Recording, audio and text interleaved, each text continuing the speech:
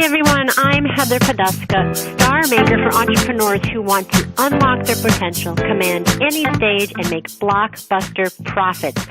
Welcome to Thrive, the show where I bring you tips, resources, and people to help you create a brand that makes you happy and profitable. Here we go. Hi everyone, I'm Heather Poduska, and welcome to this episode of Thrive, Video Marketing Profit Secrets with my guest, Jessica Brace. Jessica Brace, also known as the YouTube Video Queen, helps entrepreneurs turn their struggling internet presence into a client-attracting magnet in 5 minutes or less. Jessica helps even the most timid entrepreneurs create compelling and courageous videos that help them bring more cash into their businesses. She's also played with the big fish and graced the stage with people like Mike Koenigs, Frank Kern, and Suzanne Evans, and I was thrilled to have her on the show today. Jessica shared with us what we need to have in place to leverage a video marketing campaign, what videos we should make first, where they should go, what content should be in our videos, in what order it should go in, and how to do the calls of action. She also talked to us about YouTube and the insider secrets within YouTube that most people miss. Jessica also shared with us her favorite equipment list for 2016, including her favorite selfie with tripod. This episode is jam-packed with information to help you create a successful and profitable video marketing presence online. I hope you enjoy the show. Hi everyone, I'm Heather Poduska, and welcome to Thrive, the show where I bring you tips, resources, and people to help you create a more abundant life and business. You're in for high-value content coming to you from industry leaders who are growing their business, making an impact, and rocking their brands. And I'm thrilled to have my guest here with me today, Jessica Brace. Jessica Brace is known as the Queen of YouTube, who helps entrepreneurs turn their struggling internet presence into client-attracting magnet in 5 minutes or less. Combining the atomic power of video marketing with her passion for helping people feel both comfortable and courageous in front of the camera, Jessica helps even the most timid entrepreneur create compelling video that can generate more cash, yes, in their business. Welcome, Jessica. Thank you so much for joining me. Hey, thanks for inviting me. I am super, super excited about this because I'm not a newbie to video, but I'm not as entrenched as you are. And I think it is hot, hot, hot right now. And I don't see that slowing down in any way, any shape. So talk to us a little bit about that. Why is video so hot? Where do you see it going? And why should we be glued to the screen right now to hear about what you're going to tell us? Holy smokes. Well, why is video so hot? Because it's everywhere.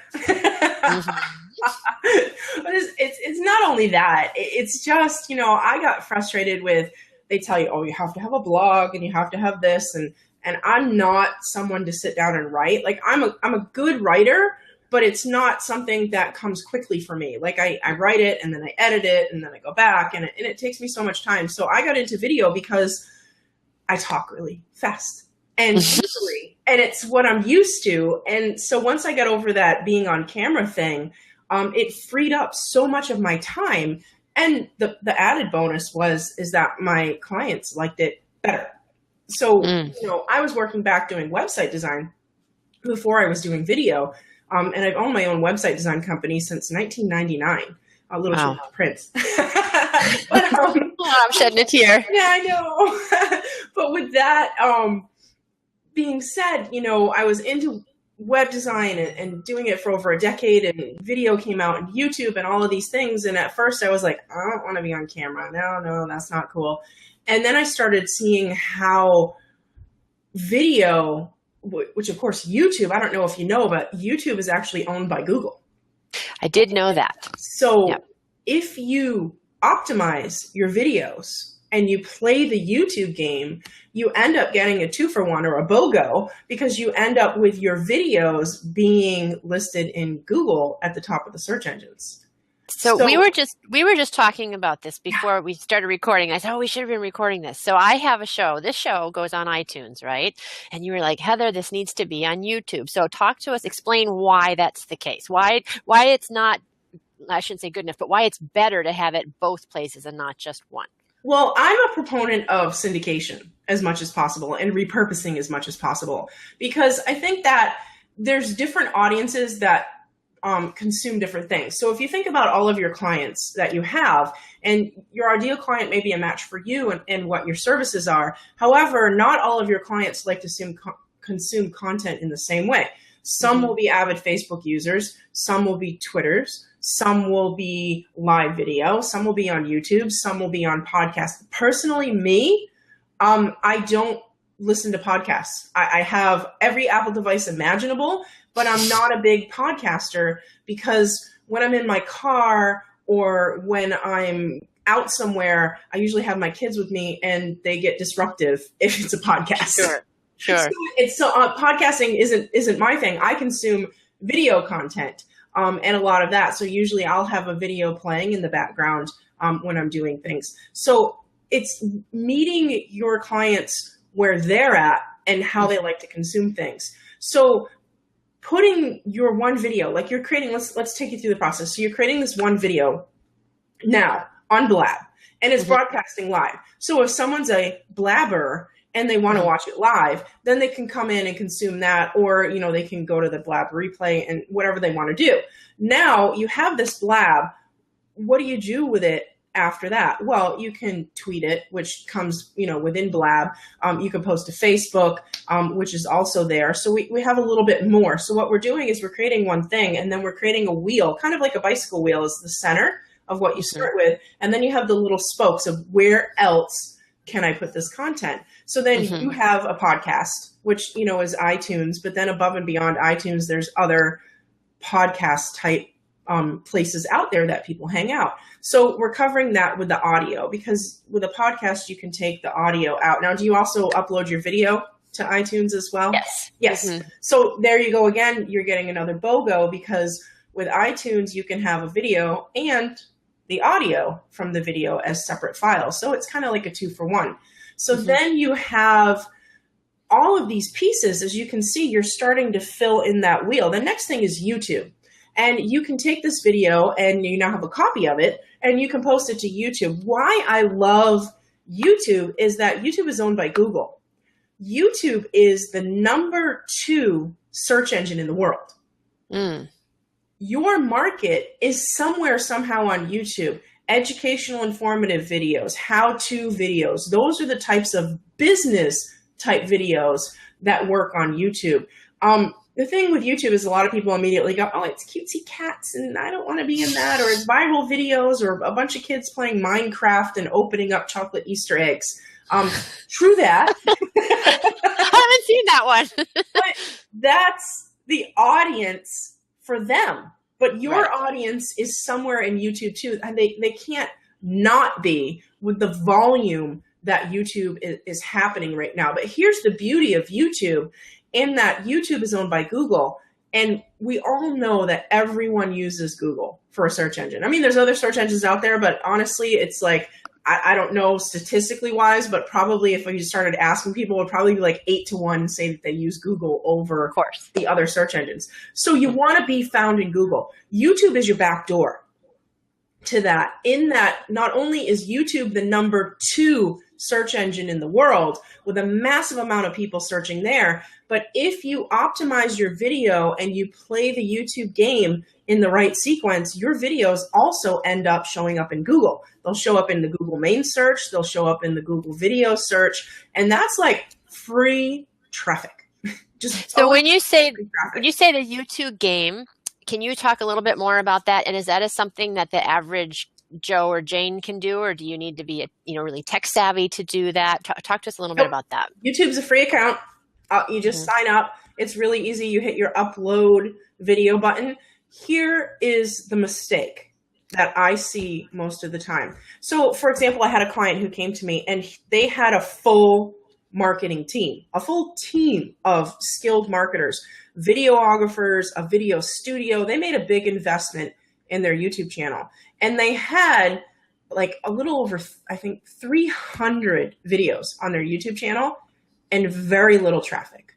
And, looking at them, I was like, wow, what's going on here?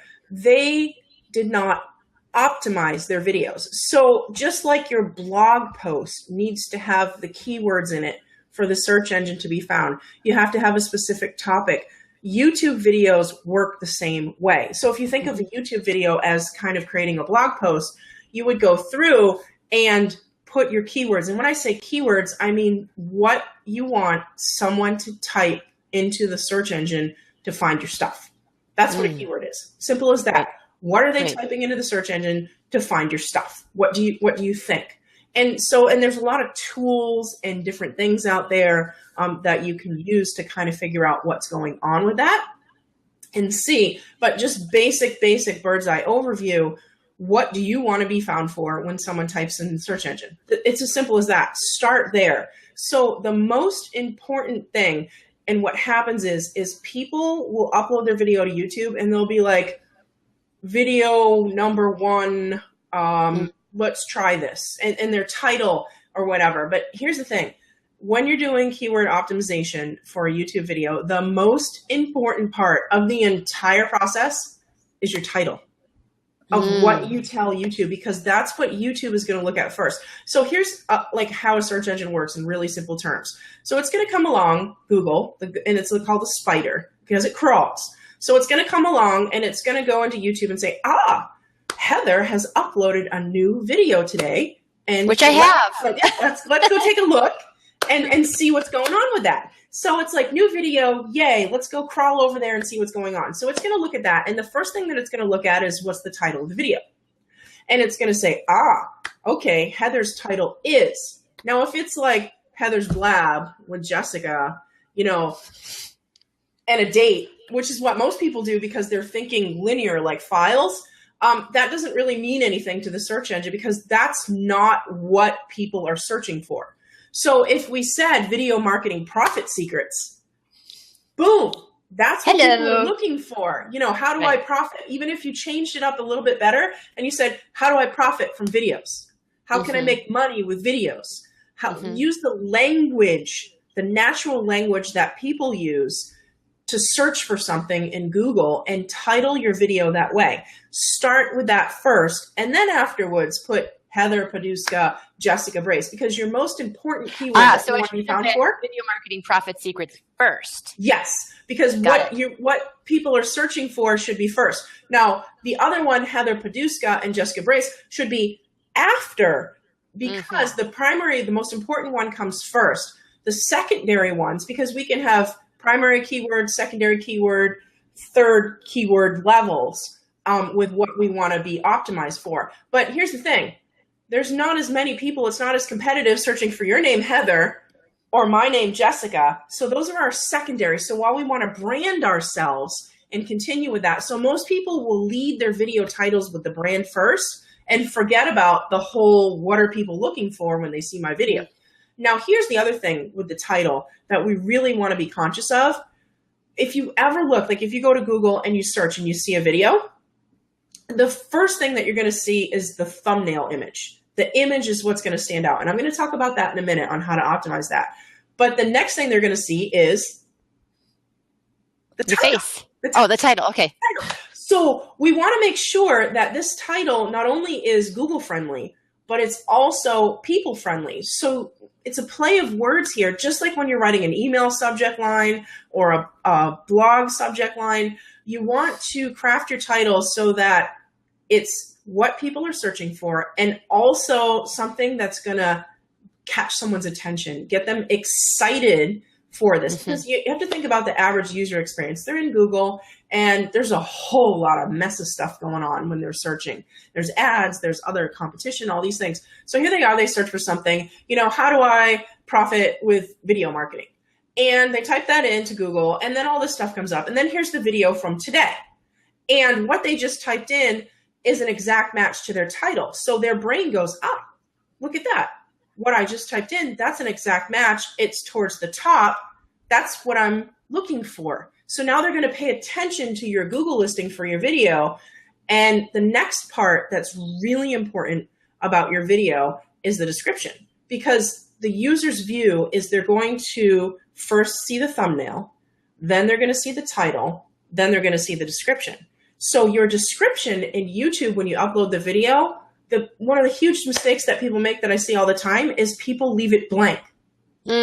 Or they put all kinds of stuff in there that doesn't really matter. The first two and a half sentences that you have of your YouTube description shows up in your Google search results.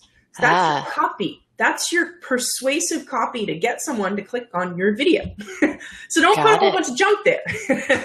So 2 or 3 sentences, the description formula that I like to use is 2 or 3 sentences, persuasive copy to get someone to click on that video to watch it. And get them excited about what it is that you're doing. You know, promise something, offer something, or that. Then underneath that, you want to put whatever your offer is in your video. And that's another huge mistake that I see people make, is that they create these amazing videos. Then they're found at the top of the search engine because they did some optimization.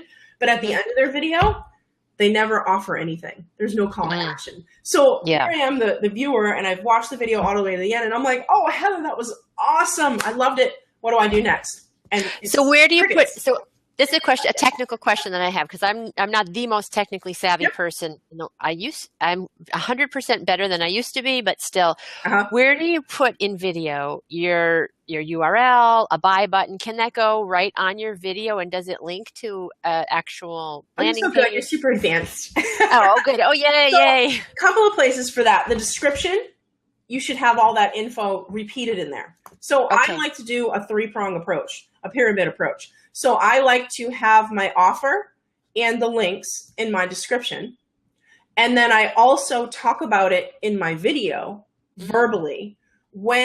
If you have the ability to edit your video, like if you're saying, oh, go to jessicabrace.com/gift, for example. So say that was the offer that you wanted them to go to. I would edit my video so that it visually shows on the video at the end when I do my call to action, along with me verbally saying it, because you have the auditory people, and then you have the visual people, and then you have the people that are kinesthetic that like to read. So you have all of these different learning styles. We want to make sure that it's all covered. And the third thing that you can do, which is super advanced, is within YouTube, after you upload the video, there's 2 things that you can do. You can add an annotation, which is in the YouTube control panel for the video in the editor. You'll see it there. It says add annotation. Annotation is how people are adding those nifty little links to their YouTube videos. Okay. Click on them, and then it goes to a website. So you can have your YouTube videos actually be clickable to a website. You have just changed my life. Yes. Now, hallelujah. I know most people don't know that, and they're like, I didn't know that you could do that, and you show it to them, and it's literally like a minute to set it up. Super easy. Oh my God, that is amazing. So that's in the annotations. It's called the annotations, but here's the thing though, YouTube has had annotations for a while, and the thing with annotations is that annotations don't work on mobile devices. I know. So YouTube now came out with a thing called a V-card. And that is, your card is also, when you're in the menu system, you'll see that there's 2 choices there. So you actually have to set up the annotation and the card, because the annotation will work on desktops and the card will work on mobile devices, but they both do the same thing. Is the card a card? It's a little icon that will show up in the upper right of the video while it's playing on a mobile device, and it'll allow them to click through to whatever you want them to do. And where do you get the card? It's in your, say you upload a video to YouTube. Yeah. And then you go into your editor. So you want to edit that video afterwards, and you'll see an option there that will say card and annotation. And is that on your mobile? So if I'm editing on my phone, or do I edit on my PC? I always edit on my PC when I'm doing editing, just because it's like a little timeline, and it's you want to be able to make sure that you click on the right spot for it to show up. Okay, so I'm going to talk you through because I do my minivan moments. You might have seen my minivan moment this morning. I do that, so I do it in my minivan, right? And on my phone. Hopefully, not driving. No. Good. I always try to pick. I'm kind of paranoid, so I always try to pick a different location, so I'm not always parked in the same place in case someone's stalking me. But then I do the video. I usually do Facebook Live. Yep. Then I download it to my phone, save it on my phone, upload it to YouTube. Yep. And make it public, and I publish it right from my phone. But I don't edit it before I publish it, because I just usually do it from my phone. But you're saying I should save it to my phone, but then download it and then edit it on my PC after it's published? Well, you can publish it right from your phone, and then when you get edit. Yeah, when you get to a PC, you can go ahead and add the annotations in the card. So I just after think it's easier to do it on a bigger piece of equipment. Yeah, definitely, especially Yeah. now that I have my reader. It's like trying to edit an iMovie on your iPhone. It's like. So let me ask you another question about editing. Is it enough to have just the YouTube editing tools, or do you recommend a specific simple editing software that people should use for PC, phone, Mac? Yeah, really good point, because a lot of people don't realize that YouTube has a built-in editor. So after you upload your video to YouTube, you can actually go in and edit your video. One word of caution though. Some of the features in the video editor will keep the link to your YouTube video the same. Some of the features in the YouTube video editor will change your link to your video. So it's very important, if you've already shared it out on social media and then you want to go edit the video and do something, there's some of the features in the YouTube video editor that once you use them, it actually alters the link of your YouTube video. And so whatever you just shared will show the old one and not the new one. And how do you... it warns you. A warning. It warns you that it's going to change. It will say this is going to change the Okay. link. Yeah. So then you could go back, if you said, oh, I posted that to Facebook, you could go back and take that down and put that. It's just a little thing. Like, I've had people call me and be like, oh my God, what happened? It's not working. And I'm like, oh, did you edit it? So yeah, that happens. YouTube is great because you're on a mobile device. You can load it right to YouTube. You can do some quick edits on the video if you want to chop something out, like in the beginning or the end or those kind of things. And then it's there. So there's an editor within YouTube. It's super basic though. The other editors are the process of, you edit them before you upload to YouTube. So if you want to add in things like a name underneath or some graphics or music or different things like that, you can add music in YouTube, but it's their music that you have to choose from. To do that, there's two free softwares that I like to use. If you have a PC, it's Windows Movie Maker Live, which usually comes with your Windows software, or you can download it for free for your PC. On a Mac, if you're Apple-based, then I always go with iMovie, which comes with Apple products. Cool. And both of those are free. And they're enough to do simple stuff. Like, animations and things like that can get a little crazy. But those are the free ones, so start there. Awesome. And then, since we're talking about equipment, I know you can get probably $100,000 camera if you wanted to, and I know people do things with their phone. I do lots of things with my phone. So, what pieces of equipment do you think people should have in their arsenal? The basic, but also maybe if you wanted to do, maybe you're not just beginning and you want to do just the next level up. So the question is, what's the best camera to have? What's the best two, I guess? Because the best camera to have generally is the one that you have with you. Honestly, it's are you, and it's personality wise, are you the type of person, like I own a studio. I own a full on video studio. I have the lights, the green screens, everything that you can think of. And you know what? It's a pain in the butt.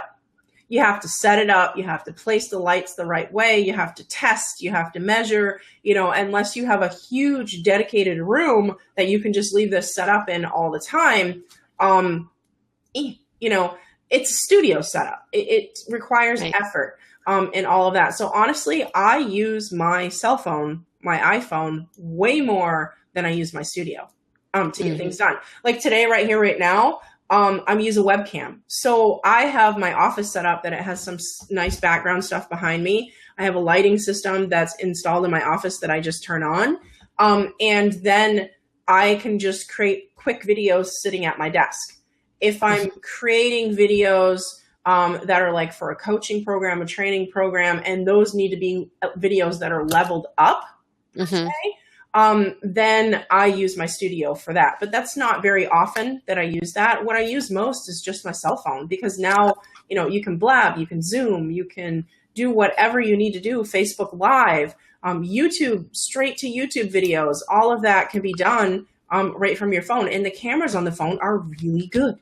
Yeah, they are. They're really good. I mean, you see those billboards. This was shot on an i6. Yeah, And entire movies are being shot on the iPhone. However, what they don't disclose is that they're using like $1,000 lens that attaches to their iPhone to make those really cool movies. but you can still Yeah. you can still get some pretty cool things with your phone, for sure. Yeah, for sure. I mean, it's fantastic. I have an iPhone 6 Plus. It's amazing.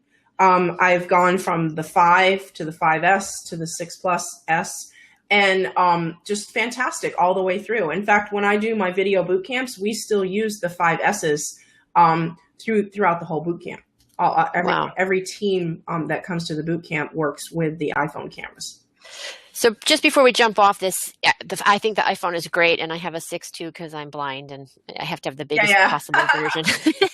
But if you don't have, so we have the iPhone or the phone on this side, and then you have the studio. What if you don't have a studio? What if you don't have a full studio setup? What would be like the next level? If you don't have a full studio setup, use your phone, grab a webcam. Almost every computer today has some type of webcam on it. If you want to up level your webcam, I use the Logitech C920 or the C930.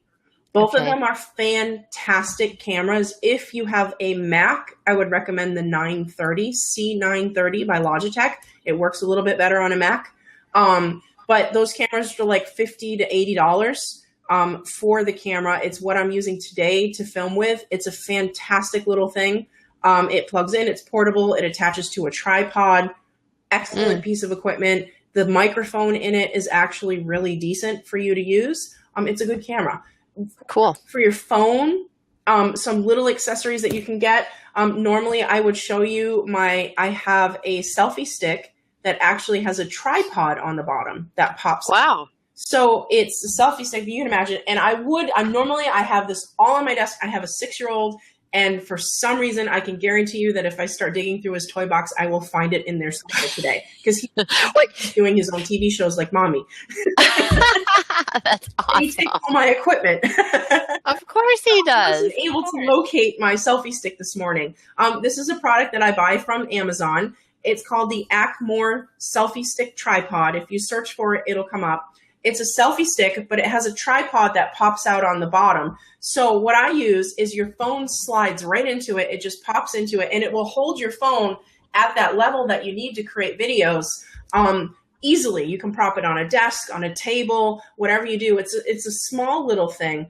It's $22 for the whole unit. But what I love about this one is not only does it have the tripod in the bottom, which makes it super handy, it fits every size phone. I mean, I have the 6S Plus, and it fits that even when I have my case on it. So Is it tall enough so you can stand? I was listening in, and guess who had it? It wasn't my 6-year-old. It was my husband. Oh. So here it is. So this would have, there's a piece missing. There's a little holder that goes here, and your phone would attach to this, just like this, if it had the piece there, and it just slides right in. Even when I have my 6S Plus with a case, it fits right into this, so I don't have to take the case out. But here's the magnificent piece of this little selfie stick. It has this tripod on it, so you can put this right on the desk, pop your phone in the top, and be good to go. Now, the cool thing about this is that it comes with a remote.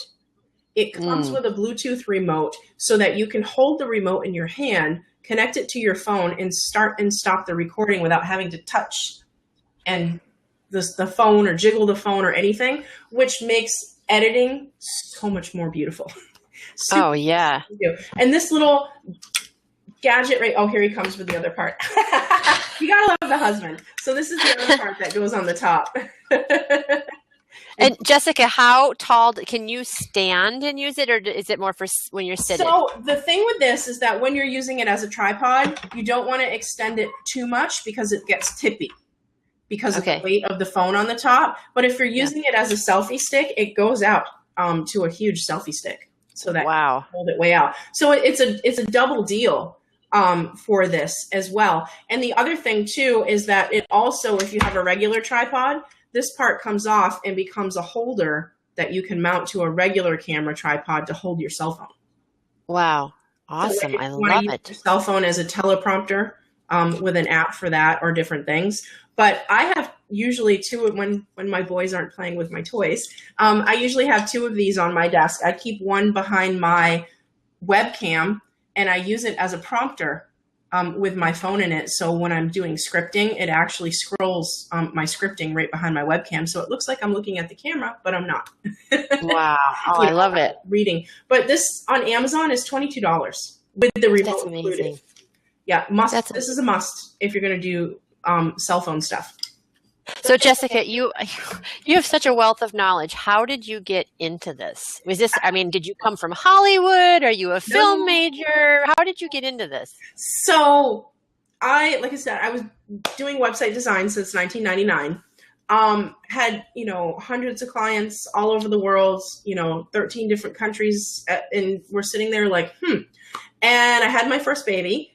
And we took some time. And everything went to hell. Yeah, literally. It was crazy, I had this idea that, you just put the baby in the bassinet and then you work from home and everything magically will happen. And, I didn't know about postpartum depression and breastfeeding and all this stuff that came with that.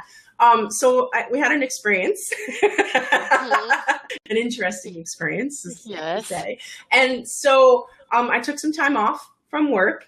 And when I came back, things had happened. There was Fiverr, there was Odesk, all of these things kind of just blossomed where, website design, WordPress became really popular. You didn't need a website designer as much as you used to get stuff done. So, it was a choice there. Did I want to become a very high-end website designer and game up my skills and learn some more programming?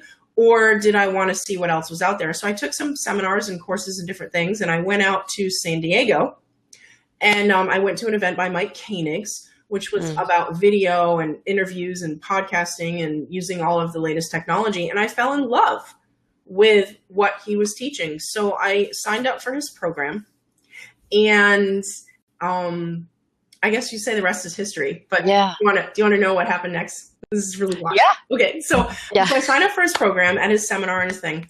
And then a couple, maybe a month and a half or so later, it wasn't really that long, I'm at a Tony Robbins event in Las Vegas. And Mike Koenigs is one of the speakers at this business mastery event. And so I'm there, and Mike Koenigs is going to be on stage. And I know that he's there, and I'm excited to listen to him speak because I bought his online course and, I'm going through it. And so as I'm walking down the hall, I see Mike Koenigs talking to someone that I know. So I walk by and I say, "Oh, hi, Jimmy, how are you?" And he says, he goes, "Hey, have you met Mike?" And I'm like, "No." So Jimmy introduces me to Mike. And then as I'm having a conversation with Mike, Jimmy says, "Hey, I gotta go." And he leaves. And he leaves me standing there with Mike Koenigs. And I'm like, okay, this is awesome. So I start talking with him. Mike was such a heart-centered person. He said, "Hey, let's sit down and talk about your business and see how I can help you." He sat with me in the hallway of this event on one of the couches in the hotel hallway for over an hour and asked me questions about my business and, what are you doing? What do you want to do? Where do you, all of these things was amazing, right? I'm like, you can't even buy that. He doesn't even offer that to anybody. And so at the end of that conversation, he said, look, he's like, your energy is fantastic. Your passion is there. He goes, I'm going to challenge you. I have a book coming out in 8 weeks, and I want to feature you in my book and in my product launch.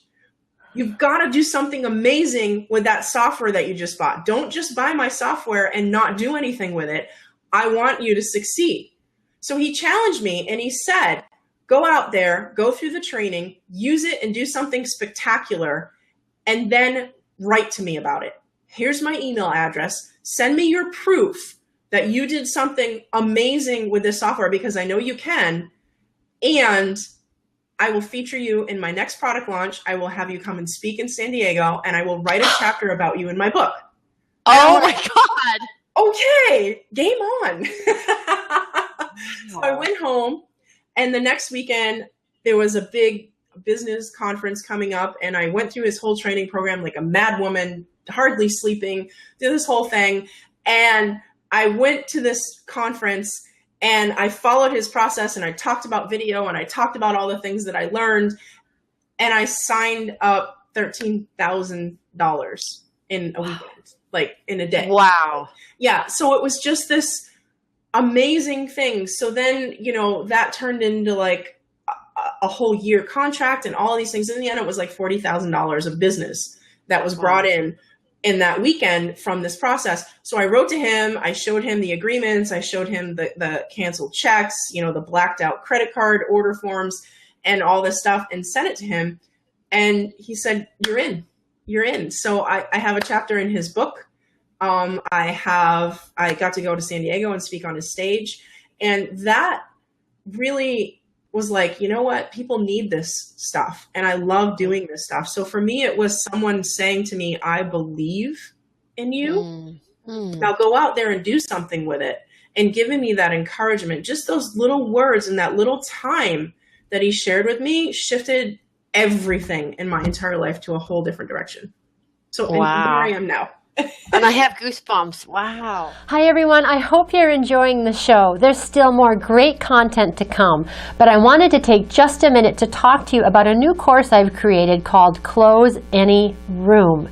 You may have noticed that all of my guests know how to speak about their businesses in a clear and compelling way.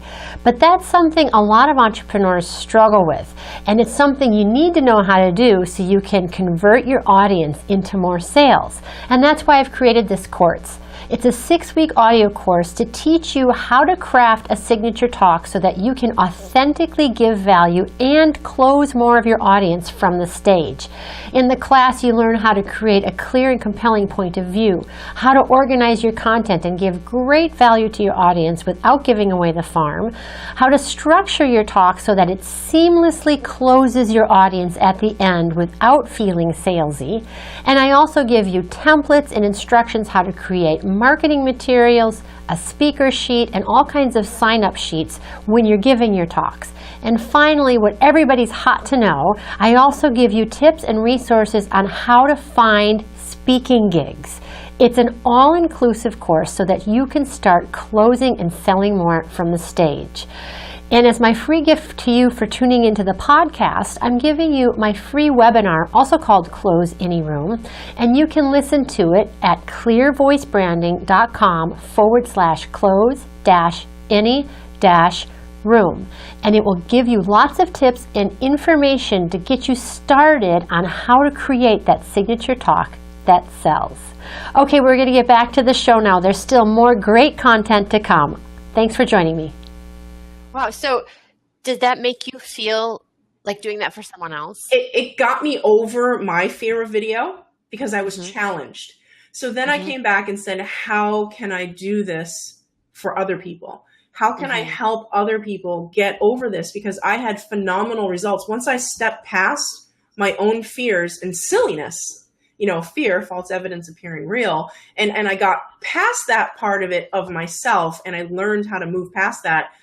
It opened up so many doors for me that I was like, I need to show this technology and these systems and how simple it is to other people.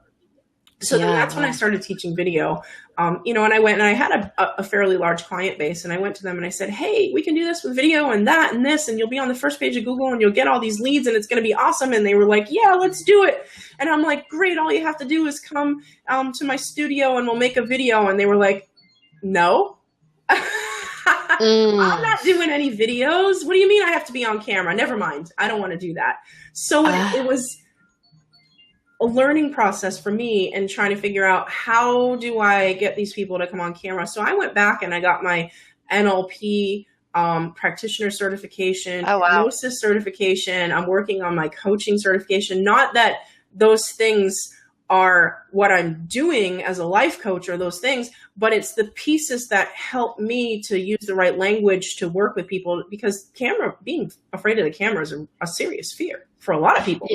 Well, yeah. And I think it's also because you're if you're doing something for your business, it's usually a piece of you. It's not someone is handing you a script and you're playing a role. Yeah. It's something that you care about. So you're putting your authenticity, your voice, your value on the line and in front of a lot of people. So I think that that's something people get very nervous about.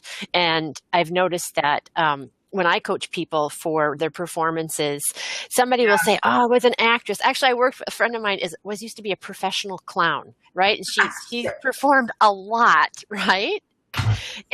But to then talk about your personal story or talk about, that's a whole other enchilada right there. So I totally believe that. Absolutely. It is. It's that vulnerability. It's that level of expectations of perfectionism.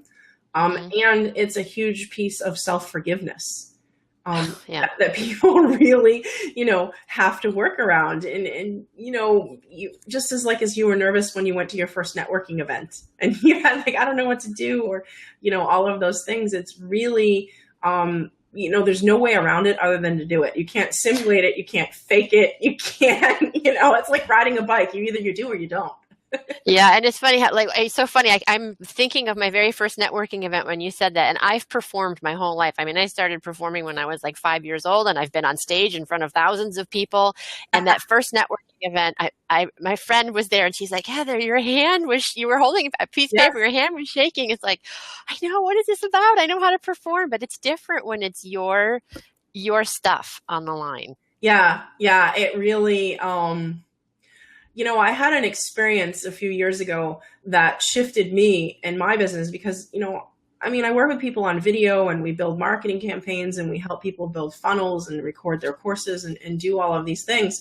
I'm not a videographer. I'm just someone who figured out how to use the equipment and has a lot of knowledge about marketing in the background. So it's a good fit. But the thing is that I had a client who is a professional speaker in Europe, speaks on stage in front of thousands of people at a time, has dozens of his own events where it's his event on the stage and everything. And he paid me to come to his home in the Dominican Republic and help him to set up a studio and teach him, some things about filming his courses and getting that done.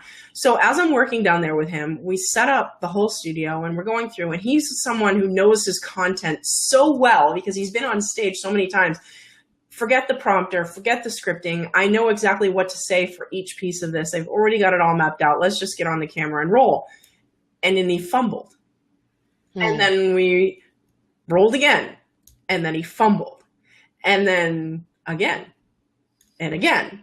And I'm like, what's the psychology of this that's happening here? Because this man, he's a power guy. He's on stage. He's charismatic. He's amazing. Well, that's me right there. Yeah. He's the power guy, right? So what happens so, I asked him, "Hey, what's going on?" He goes, "I don't know. I don't like camera. I don't feel the energy. There's no people there. I'm not feeling it." And I'm like, well, you can, put yourself in a state that you feel the people. So what is it beyond that? What's beyond? Because you can easily, in your mind, create that there's a whole audience and bring that energy to you from that, because there is on the other side of the camera. And so what it really, and what it came down to was something that shifted how I teach things. It's one of those magic moments that we have, the ahas, and that he said, when I'm on stage and I say something, they forget and they move on to something else. When you create a video, people can rewind and it's permanent. And I think that's what's holding me back. And that moment when he said that shifted my thought process about it with video, because who cares if it's permanent? Who cares if someone can rewind? Because we're people, and your message that you have is way bigger than any rewind button that there ever has been created. It's just, that's a tweetable. That's a tweetable. It really is. We forget, we get so stuck in the tyranny of perfection that we're like, I have to have my hair this way or that way. I have curly hair, so my hair is never going to be coiffed. Just never. It's not going to happen. But, we get so caught in trying to be perfect on video because we think Oprah or television newscaster or all of that. But where we are now today, with online video, that perfectionism doesn't need to be there. In fact, that perfectionism is what can scare people away from you and your business. Well, that's something. It's really interesting that you're saying that, because it's something I've had to learn. Yes.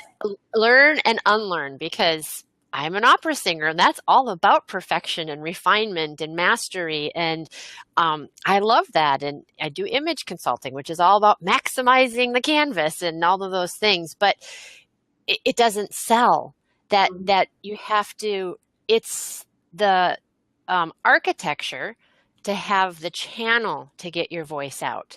It's not the voice, it's the channel. And when you can, just like the video is the channel to get your voice out, that the channel isn't what matters. It's the voice that matters. It's the connection that matters. Yeah. And if that stuff is getting in the way, then you can't make that connection. And that's something that I've had to, and now I love it. And it sometimes, I when I give talks, I talk about that feeling of being at the top of the roller coaster and you're looking down and it's like, oh my God.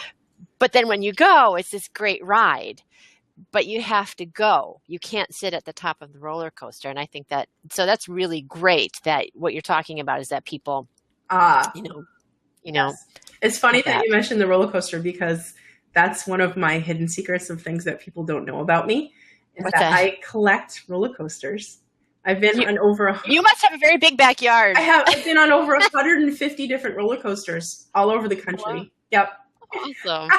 I love them. I love the unknown of them, and that was something that I had to learn actually as well, because I grew up with a mom who was very afraid of heights, and roller coasters and theme parks were not something that I was introduced to until very later in my life. Wow. I'm afraid of them. Wow. Well, I think not having a lot of fear and being able to just go for it is a huge, huge asset in your life in general. Yeah. So I want to ask you just one other thing about what we're talking about is when, I've been coaching lots of different ways about video and connection and speaking. And you talked about before when you were talking about SEO for your videos on YouTube to make sure like we have video marketing profit secrets should be first. What if you're doing softer videos in your business? Like I have my minivan moments, and they're not necessarily about how to make money from the stage or how to craft a signature system. They're really about authenticity and softer subjects. And I really like making them, and they're part of my business, but I'm not necessarily SEOing them in that way. Where do those kinds of videos fit into the marketing strategy? Those are more brand videos. So people who are looking to find out more about you are going to be looking for you. So always include your name in that as the SEO. But then again, you also want to capture people who are not part of your tribe and don't know who Heather is. So, or know to search for Heather. So those type of videos would be, look at the video, look at the content and be like, what would someone get from this video? What is someone going to learn or get or benefit from in this video, and make that your SEO content? Because there's people out there who don't know you, who are searching for that content. And that's how they're going to come across you, is your SEO has to match up. Okay, cool. So we were just talking about a brand video and capturing people. What are the like top 3 videos that you should have to have in your arsenal? So I always recommend a YouTube channel. So you should have a video on your YouTube channel that's called the welcome video. And a lot of people don't realize that you even have this option to do this. But what a welcome video is it's a video that describes what your channel is, who you are, and what they're going to get, and then asks them to subscribe to your channel. So only people who have not yet subscribed to your YouTube channel will see this video. Oh, and where does that live? It lives on your YouTube channel itself, and it's a special setting that you can set up. And that video will only show if they have not yet subscribed. So the purpose of it is to let people know who you are, what you're about, what they're going to get, and to remind them to subscribe to your channel. Is there something specific on YouTube where you say this is the welcome video? You can. There's actually a formula, which I just said, like how to structure your video. And then there's a setting in your page settings that will allow you to create the welcome video. I see. Okay. Yeah. So there's like a specific thing that this is. A lot of people don't even know that it's there, or that clearly I didn't know because I just asked you. So from a user experience, someone will come in, and if they haven't subscribed, that's the video they're going to see that says, hey, subscribe to my channel. Once they subscribe, then they're going to see a different video when they come back to your channel the next time. So that video should be more of, hey, this is who I am, this is what I'm about, and create great content. So you need videos that create great content. And, that's a simple formula where it should be, deliver the content. And most people will start with their branding first. Don't start with that. Deliver the content first. Like a little bit of the content, then say who you are and why they should listen to you, and then finish delivering the content. Because people have just a few seconds before they're going to click away. So if you structure your video where, hey, this is me and it's Jessica and blah, blah, blah, they're like, yeah, who cares? And they're on to something else because it wasn't there. But I care. You deliver to them something great, capture their attention, then say, by the way, I'm Jessica and this is what I do. Oh yeah, and here's the rest of the stuff that I just promised you. Boom. You've got them stuck in your video, because a minute or two, 3 at the most for your YouTube videos is really all that they should be. Don't go on and on and on, because YouTube, the way that YouTube structures how your channel and your videos get ranked is how much of your video gets watched. So if you have a bunch of people that come in and they leave after the first 10 seconds, that's going to hurt your channel. And it's also going to hurt your video ranking. So you can do your SEO really well. And YouTube looks at it as a user experience in that, hey, people are watching this video and they're not really liking it. So even though they have really great SEO, you know what? People just don't like this video and they're leaving before it's over. So we're going to pull them out of the search engine. Wow. Yeah. So we have the welcome, the content, and what's the third one? I always say content, and put that in there, get people to know you. All of those things, training and all of that. The other video that you should create is, I always strongly suggest that you have a video on your webpage or your sales page, which is outside of YouTube. Studies have shown in statistics that it's 45% increase in sales conversions when you have a video on your sales page. Okay. That's huge. Yeah, that's huge. I believe. For your opt-in video, different things like that. You can do, fantastic things with the videos, just because people want that connection of who you are and they want to get to know you. And not everyone's a reader. Not everyone is going to skim through those things. So, if you have opt-ins on your website, include a video with that. If you have a sales page, put a video on that. If you have a website, an about page, create a video about you and put it on there. Those types of videos on your website outside of YouTube are beneficial. But now I do recommend that you also upload those videos to YouTube as well, because all your content, should be there. Maybe not your sales page, but the other ones, because they're searchable. Right. So how many, like you were saying, put the ones from your website, you said put this on YouTube. What should be your lowball number for populating your channel? What should you be aiming for say, okay, I've got a good body of content with this many videos now? So, YouTube isn't they're looking for quality over quantity.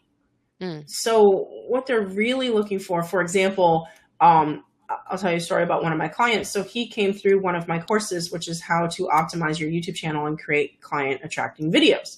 And so Robbie's a travel agent and he sells cruises in the Tampa area. So he created one video and he posted that video up, his first video as we were going through the course. And he then went to a marketing seminar for travel agents to deal with other types of marketing. And while he's at this seminar, the discussion of video comes up for travel agents and YouTube. And so the speaker is speaking about it and everyone in the audience is having this candid discussion about, YouTube and all that. And this woman stands up and raises her hand that happens just to be sitting right next to Robbie. And she says, YouTube sucks. It doesn't work. It's a bunch of garbage BS. And she's really angry about it. And she says, I created over 70 travel videos and I spent a ton of money and time creating these videos, put them on YouTube, and I never even got one phone call. So Robbie, who's brand new to anything marketing, anything online, signed up for this course, this YouTube course, and he just made his first video and he put it online and he's sitting in his chair. And now Robbie's kind of a laid back kind of guy. He looks at her and he's like, hey, he goes, I just made a video 2 weeks ago and I already sold 2 cruises. Wow. In that one video. So the difference between the two was that her content was too salesy. It wasn't educational. Her call to actions didn't exist. And I know this because she called me after talking to Robbie, and I did a review of her YouTube channel, and unfortunately, she didn't like what I had to say. She was just so angry about how much money she spent without results that she wasn't willing to invest anymore. So that's okay. It's okay. Yeah. But Robbie, he created a video that was educational, that was himself being himself, which, was no holds barred on who he is. He was comfortable in being himself. And he created a video that provided value, education, and then at the end, he had a very well-crafted call to action offer, which was to get a strategy session, a consult with him to talk about cruising and how he could save you money on your next cruise. So very, very simple video that went up there. And to this day, it's been like 2 years now, he's still selling from that one video because it's ranked well on YouTube. I love that. Well, clearly you bring massive value to your clients and these people that have gone through your courses. So tell us how, if we want to get our videos out there and, get the traction, get the leverage, get the bank on our videos, how do we work with you? Where can we find you? What's the first step to take with you? Sure. I actually have an offer for everybody, which is a copy of my Amazon book, which is 101 YouTube video ideas for your business. And it's a step-by-step guide on things that you need, equipment and all of that, as well as 101 ideas to create videos for your business. And you can get that for free on my website. It's jessicabrace.com/gift, GIFT. And you can go there and you can download it. And it also includes my new updated 2016 video equipment guide that has that selfie stick in there. Love it. So I put it in the chat. So yeah, that's correct. I love it. Awesome. Yeah, we got all kinds of stuff. We got, I see lots of chat people here. Yes. Video is vulnerability to many people. People ask me what sells on video and how can I sell? What do I sell on video? And the thing is with the vulnerability is that the best thing that's going to sell on video is you being you. It's just, it works. Well, and I think that's where some of the stickiness is around it, is because not everybody's okay being themselves. Yeah. And that's a whole other show, right? Wow. That's why Tony Robbins makes so much money. Yeah. Well, it's interesting. When I work with people on their brand and their messaging, and they have nice things happen in their business, they get new clients and make more money, blah, blah, blah. The thing that people say to me the most is, you gave me back to myself. And because when you're out there, you're always giving out. It's not always coming back to you. And when someone is reflecting back to you your innermost thoughts, that's when you're like, oh, wow, that is me. And so I totally get that. I totally understand that. Yeah. I mean, it really, people get lost in and I think social media is in part to blame for that, because you go on Facebook and you see like, I made $1 million with my launch in only 24 hours. And, and it's all that. And then you feel bad or you allow yourself to feel bad because you're trying to keep up with the Joneses, and you lose a little bit of yourself in there. So that, that's something like I'm on a social media diet. That's probably a good idea. Well, I just love your enthusiasm. I can feel your passion and excitement. I mean, that alone makes me want to just, buy from you. Like, that enthusiasm and the knowledge, all of those things is so important. And I think that passion and that happiness is a really big part of having a life where you feel like you're thriving. So that's one of the questions I wanted to ask you. What does it mean to you to thrive? Oh, thrive for me is, having the time to hug my kids, having the time when my son says, Mom, can we go to the beach today? I really don't want to go, to play camp or something, and saying, yeah, we can do that. I'm here and, I worked in the corporate world for 13 months. It didn't really work for me, but that's cool. I just knew that I wanted to do something on my own. But, I'm here now and I'm a mom of 2 and I have this business, and, I'm very fortunate that my husband also works with me in this business. But I watch, my neighbor, and she goes to work at 7. She has to drop her kid off at 7:30 at daycare, and she has to be to work by 8. And then she gets off at 5, and then she picks up her son from daycare, hasn't seen him all day, has to work with him on his homework, get dinner, take a bath, get ready for school the next day, exhausted, goes to bed, gets up. And she does that Monday through Friday. By the time Saturday rolls around, she needs groceries and house cleaning and all of these things, and she's so exhausted. And, I'm watching that, like, thriving for me means I create my own schedule. I create my own time. I create the things that make me happy and that bring me joy in my life with what I want to do. If I say, hey, you know what, mommy's going to work really hard and we're going to do this new program and mommy's going to have a video boot camp and all these people are going to come and mommy's going to be really busy this week. But you know what? Next week, mom's going to take the whole week off and we're going to go to Disney together because that's our reward for everybody, working really hard. That's thriving for me.